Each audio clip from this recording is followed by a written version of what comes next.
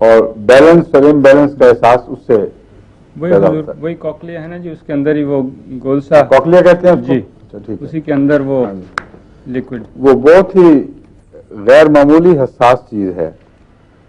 میں نے بتایا تھا اتنی زیادہ کہ سائنسدانوں نے تجربے کیے ہیں کہ ایٹم کے ٹوٹنے کی آواز بھی وہ محسوس کرتا ہے، لیکن چونکہ ایک عام شور ہے دنیا میں جس کو کامل خاموشی کہتے ہیں اس کا وجود کوئی نہیں، اس لیے اس شور کی وجہ سے وہ آوازیں وہ نہیں پکڑتا. لیکن تجربوں سے پتہ چلتا ہے کہ بے انتہا حساس چیز ہے، اس کا انسانی دماغ تصور بھی نہیں کر سکتا. اس میں ایک تو ہے آواز کا محسوس کرنے کا آلہ، دوسرے بیلنس محسوس کرنے کا آلہ. دو چیزیں ہیں جو جن میں کان کام کرتا ہے. بیلنس میں ایک لکوڈ ہے جو جب جگہ بدلتا ہے تو اس کے نتیجے میں وہ پتہ لگ جاتا ہے کہ یہ لیول نہیں ہے، یہ لیول ہے.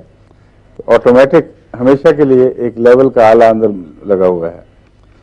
اس کے بگڑنے سے چکر آتے ہیں، اس لیے اور حرکت میں بھی وہ چھلکتا ہے ہر وقت اور بڑی جلدی جلدی بیلنس بدلتا ہے، اس لیے چکر آتے ہیں.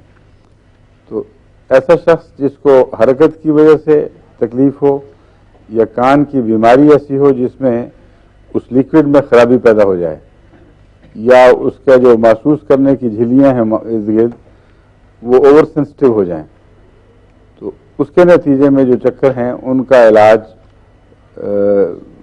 ایک اول نمبر پہ کوکولس اور برائیونیا سے ہوتا ہے.